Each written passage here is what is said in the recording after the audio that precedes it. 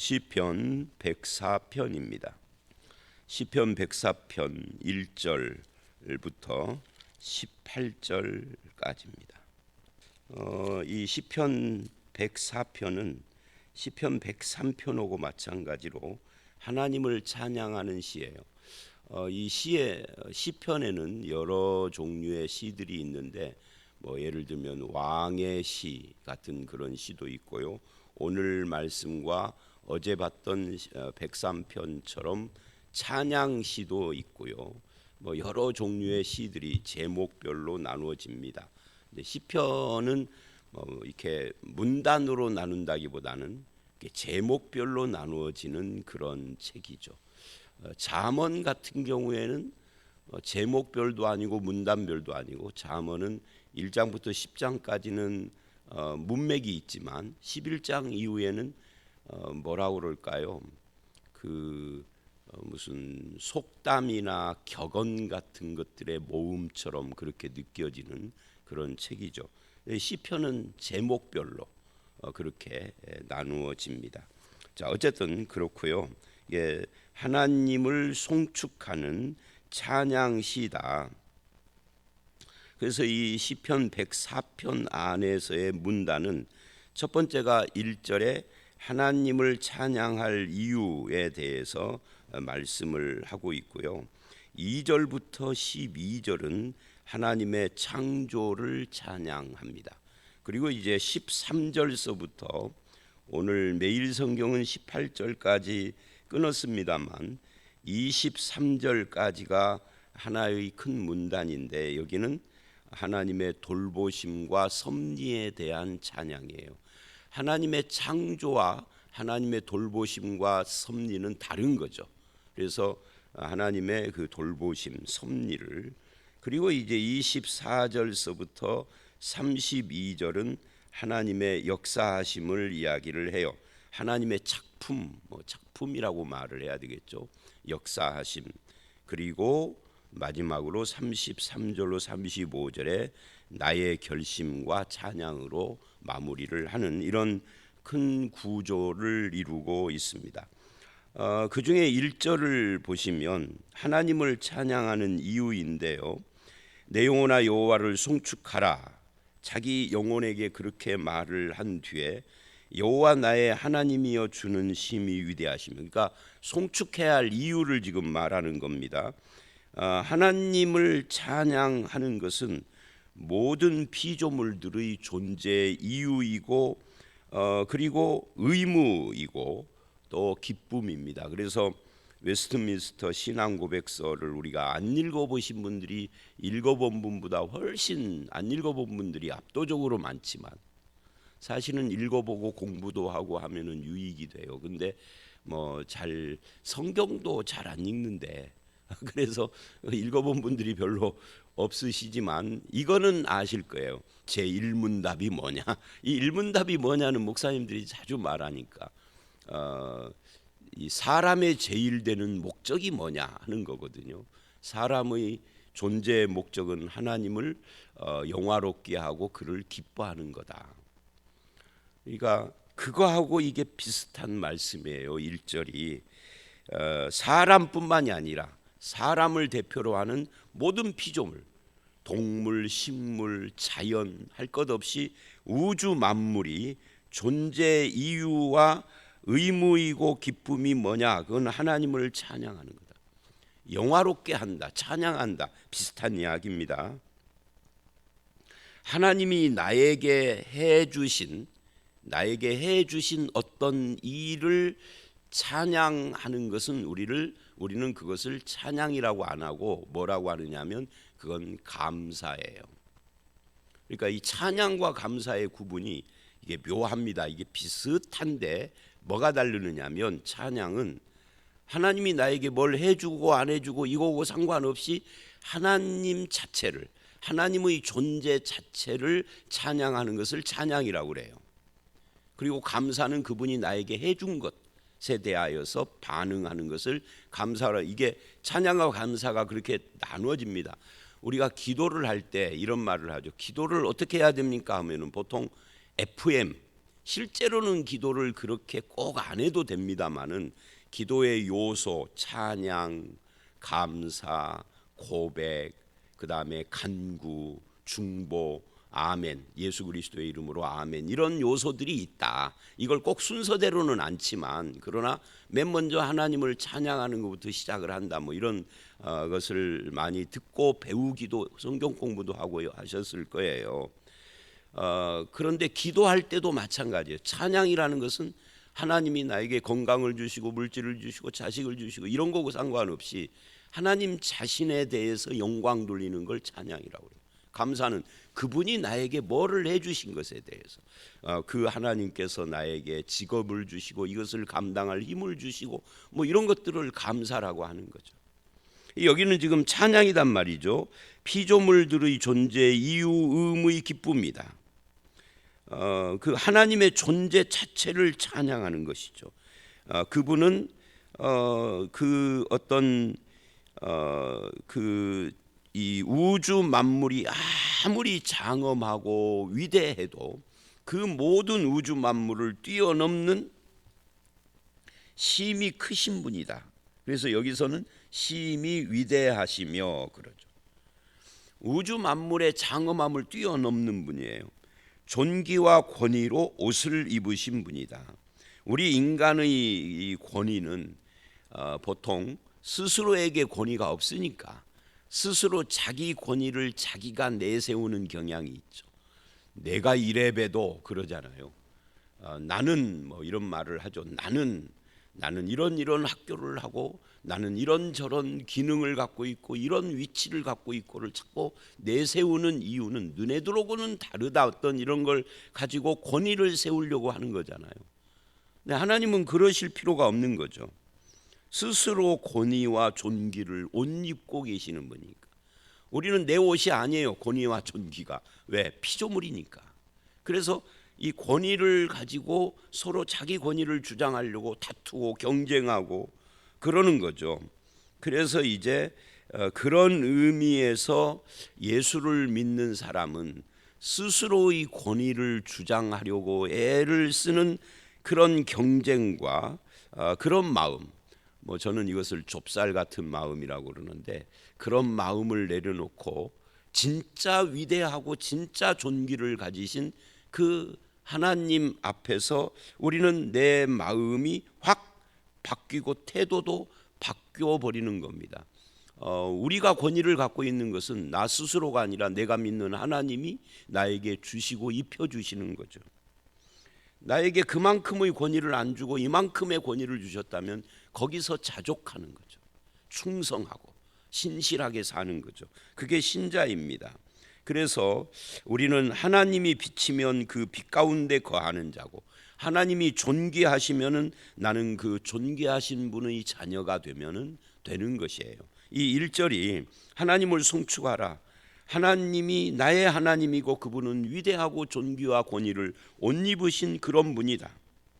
그리고 이제 2절서부터 12절이 하나님의 창조를 찬양하는데 그 중에 2절로 4절을 먼저 보시면 2절은 이런 이야기를 해요. 하나님은 빛을 옷처럼 입으신 하나님이다. 빛을 옷처럼 입으셨는데 이거를 이제 빛을 옷처럼 입었다 이렇게 표현하지 않고 시편은 여러분 시편을 읽을 때와 서신이나 복음서나 모세오경을 읽을 때는 읽는 방법이 틀린 거 아시죠? 이거를 뭐라고 불러요? 우리가 고등학교 때 이런 것을 장르라고 합니다. 장르. 이 시편은 장르가 시예요. 시는 시의 언어를 가지고 있어서 시어로 읽어야 해요. 근데 이제 다른 곳 시가 아닌 역사나 복음이나 또는 서신이나 이런 곳에는 계시록의 표현과 서신의 표현은 달라요. 그죠? 장르가 다르니까 그러는 거예요. 근데 그런 곳에서는 하나님을 뭐라고 그러냐면 빛처럼 옷을 입었다. 빛으로 옷을 입었다 안 하고 빛의 아버지 또는 나는 세상의 빛이다. 뭐 이런 식으로 직설법으로 쓰는 겁니다. 그래서 이 본문도 마찬가지입니다. 하나님은 빛이시다.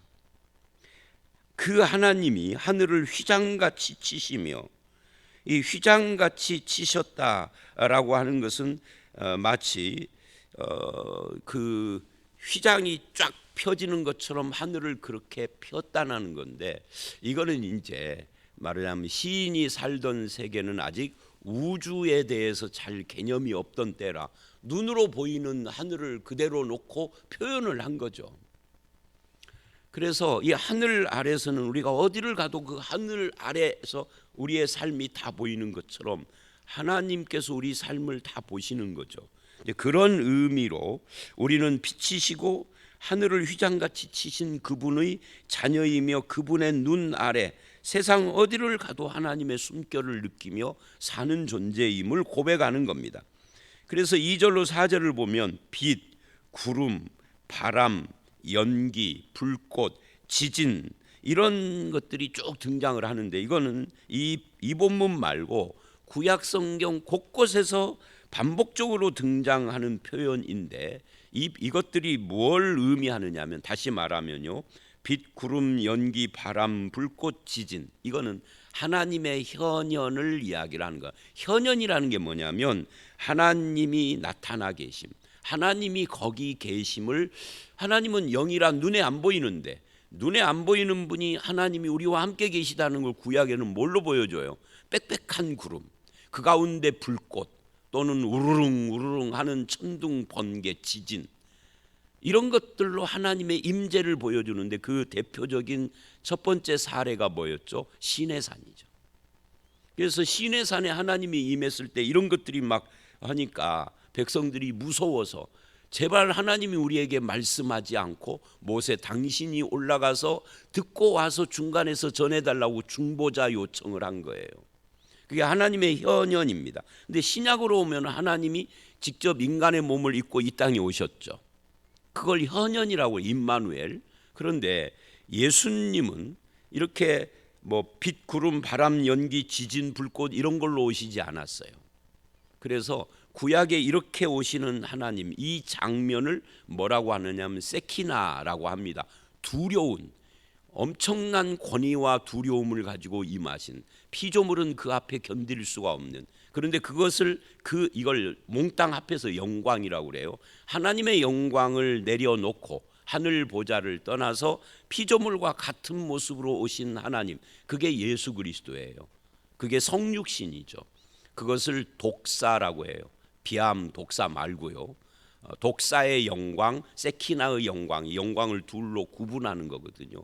이 독사의 영광은 하나님의 두렵고 크신 권위를 내려놓고 말하자면 우리를 사랑하시는 분으로 그런 어떤 자비로운 성품을 가지신 하나님이 내 곁에 오신 거예요. 십자가를 지시는 거죠.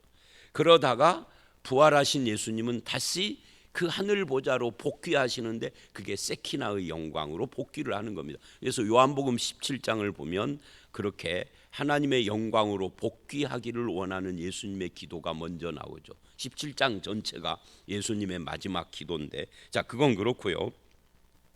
그래서 여기서 나오는 이 하나님의 현현을 표현하는 이 표현들, 이걸 이제 빛, 구름, 바람, 연기, 불꽃, 지진을 모티브로 하는 그런 표현 방식입니다. 출애굽기 19장 9절 18절 같은데, 뭐 에스겔 같은데 이런데 나오는 거죠. 그래서 하나님은 아니 계신 것이 없는 거예요.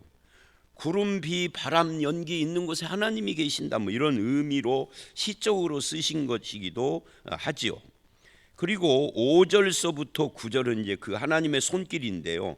그런 하나님께서 세상 가운데 역사하시는 그 하나님이 땅에 기초를 놓으시고 영원히 흔들리지 아니하게 하셨나이다.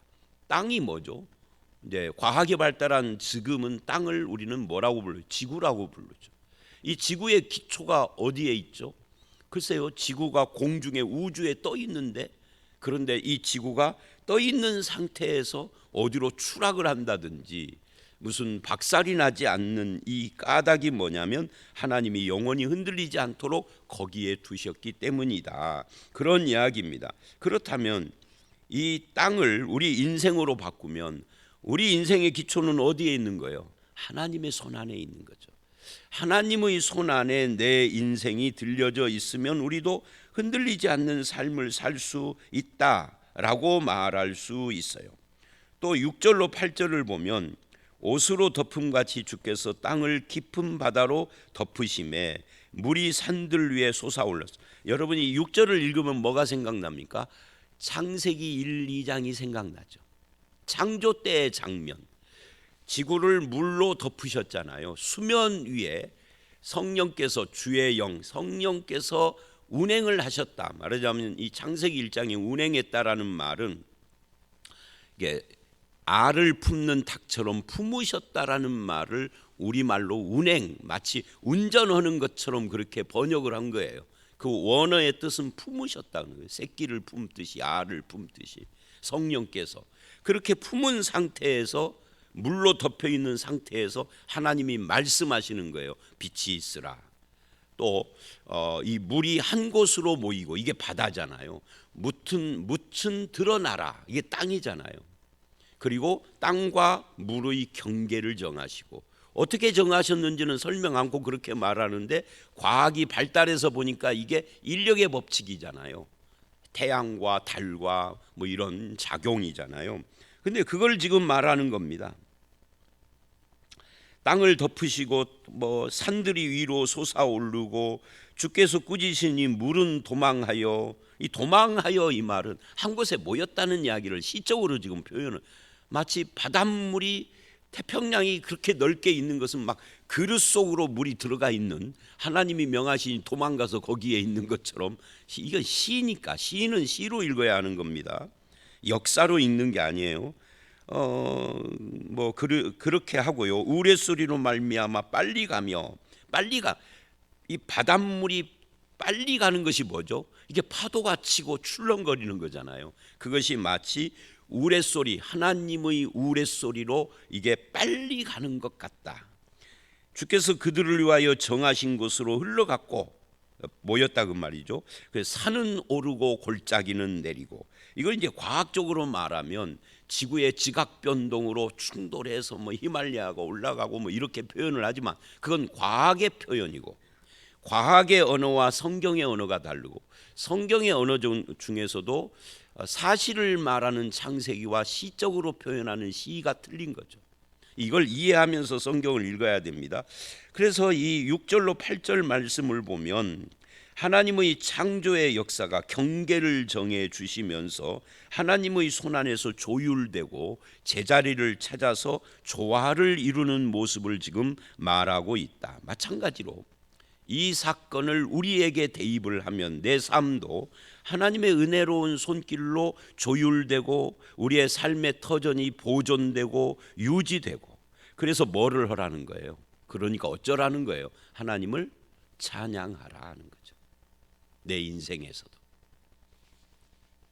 어제 이제 오후 예배를 끝나고 한 3시 반에 출발을 해서 안양 군포 샘병원 장례식장을 갔다 와서 이한태 장로님의 아들, 큰아들 이대용 선생 집사인데, 저는 그 아드님을 제가 진안에 있을 때부터 알았어요. 우리 딸이 초등학교에서 이제 중학교로 올라가는데, 어제도 그 이야기를 거기 가서 장례식 설교하면서 했는데, 진안읍에 제가 담임 목사로, 첫 담임 목사로 이제 서울에서 내려와 갔는데, 가보니까 기가 막혀요. 읍이라고 그래서 저는 고창 정도 되는 읍인 줄 알아요. 내가 전라북도 출신이지만 어디를 가본 적이 없잖아요. 어렸을 때만 살아서. 갔더니 뭐가 기가 막히냐면, 애를 중학교를 보냈는데 학원이 하나도 없는 거예요. 뭐 국영수 같은 학원뿐만 아니라 일절 학원이 딱 하나 뭐가 있느냐면 독서실만 있더라고. 독서실은 학원이 아니잖아요. 그런데 참 고마운 일이, 그때 어제 갔던 그 54살 먹은 그 이대용 선생이, 그때는 선생이라고 그랬어요. 공부를 잘해가지고 한의대를 다녔는데, 방학 때만 되면은 고향인 진안에 와서 이 청소년들 거의 한 100명 가까이를 모아놓고 공부를 가르쳐. 거기서 우리 딸이 3년을 여름방학, 겨울방학 참 신앙이 좋고 착하고 잘생기기도 하고, 어제도 와서 봤더니 참 그 장례식장 영정 사진이 진짜 잘생긴 얼굴로 웃고 있더라고. 자, 그 부모 마음이 어쩌겠어요. 아내와 아들 벌써 장가가 가지고서 세월이 흘러서 아들한테 물어봤더니 22살이고 딸이 25살이라고 그러더라고요. 우리 딸이 서울 사는데 꾸역꾸역 그 선생님 보러 와야 된다고 차 몰고 와가지고 함께 합류를 했어요. 자기는 그 선생님 꼭 봐야 한다고. 그러는데 그 아버지 어머니의 마음, 찢어지는 그런 마음, 우리가 왜 이런 일이 일어났는지를 알 수가 없지만 이거 한 가지는 분명하죠. 이한태 장로님 그러더라고. 헤어질 때 대용이가, 아들 부르는 거예요. 목사님 대용이가. 권사님은 막 우는데 이 장로님은 남자라 울지를 않고 태연한 척, 속은 뭉그러지겠지만 대용이가 마지막 숨을 거둘 때 웃으면서 갔어요. 그러더라고. 그러니까 그걸로 위로를 삼는 거죠. 우리는 저는 그래서 어제 설교에 그런 이야기를 해서, 장례 설교에 이해가 안 되는 일이 우리 인생에 참 많이 일어난다. 그래도 우리가 믿어야 할 그 하나님의 섭리인데 지금은 이해가 안 되지만 얼굴과 얼굴을 마주하여 하나님을 대할 때에는 분명히 이해를 하게 될 것이다. 질문을 하면 뭐 그때는 질문 필요도 없겠지만 하나님의 뜻이 있으실 것이다. 이 죽음의 열매도 있으실 것이다. 그 중에 하나가 우리 딸이다. 우리 딸만 그러겠느냐. 그때 한 100여 명 그 밑에서 공부했던 아이들이 다 열매들이지. 또 의사 생활을 했으니까 의사로서 환자를 치유했던 그들도 다 열매들이지. 하나님 앞에서 하나의 죽음이 많은 열매를 맺은 것이다 하고 위로를 했습니다마는 우리의 삶은 하나님의 은혜의 손길로 조율되는 겁니다. 그리고 보존되기도 하고 유지 보존되기도 하고 공급되기도 하고, 그래서 우리는 하나님을 찬양할 수밖에 없는 거죠. 10절로 12절 거기 보면 이런 말을 해요. 여호와께서 샘을 골짜기에서 솟아나게 하시고 산 사이에 흐르게 하사 9절에는 물의 경계를 정하셔서 넘치지 못하게, 이게 다 조율되는 이야기를 하잖아요. 샘이 솟아나고 흐르게 하사 들짐승들과 그리고 뭐 그 외에 많은 들나귀라든지 공중의 새라든지 이런 것들이 마시고 해가를 하며 그 물가에서 올라온 나무들의 깃들이기도 하고 지저귀는도다. 이게 뭐예요? 하나님이 이런 각종 들짐승이나 사람들과 나무들을 살게 하도록 공급하시는 것에 대한 이야기를 하는 겁니다. 그래서 믿는 사람은 자기가 열심히 돈을 벌어서 월급을 받아가지고 저축도 하면서 자식 키우고 먹고 살았지만 항상 결론은 뭐예요? 하나님이 주셨습니다. 하나님이 공급하셨습니다. 내 인생 돌봐주셨습니다. 이렇게 고백을 하는 거죠. 아까 말했잖아요. 학원 하나 없는 그곳에서 그렇게 공부를 했는데 애들이 공부를 그냥 그저 그래도 잘해서 학교를 다 무사히 다니고 고등학교 가고 대학도 가고 이제 지금은 다 결혼해서 지 자식들 낳고 사는데 돌이켜 보면은 하나님이 공급하고 돌보신 거죠. 이 고백이 우리에게 필요하다. 그 다음에 13절서부터 23절은 그래서 본격적으로 하나님의 돌봄과 섭리에 대한 이야기를 해요. 그 중에 이제 18절까지인데 13절로 15절을 보십시오. 하나님의 누각에서, 여기 하나님의 누각이 뭘까요? 어떻게 생각하세요? 하나님의 누각. 하나님의 누각이 있나요? 뭐 정읍 그 내장사에 가면은 그 무슨 호수가 하나 있고 거기 누각이 있어요. 그런 누각이 있을까요? 여기서 말하는 하나님의 누각은 하늘을 말하는 겁니다. 그 하나님의 누각인 하늘에서 산과 들에 물을 부어 주셨다 이 말이 뭐예요? 비를 내려 주신 거죠. 그래서 땅이 만족함, 땅이 적셔져서 풀을 맺고 채소를 하고 들짐승들이 그걸 먹을 수 있으니 그 비로 땅이 만족함, 이것도 하나님이 하시는 일의 결실이다. 그게 13절이죠. 12, 13절은 그 이야기입니다. 그 다음에 14절을 보면 가축에게 풀을 주신 것도 하나님이고 사람에게는 채소를 주시는 분이 하나님이고 15절 사람에게는 단지 먹을 것만 주시는 것은 아니다. 이 15절이 참 특별한 말씀입니다. 그러니까 이렇게 하나님의 창조와 섭리의 돌봄을 이야기를 하다가 이게 가운데 사람을 끼워 넣었어요. 근데 사람은 먹을 것만 주는 게 아니라 이래요. 사람의 마음을 기쁘게 하는 포도주.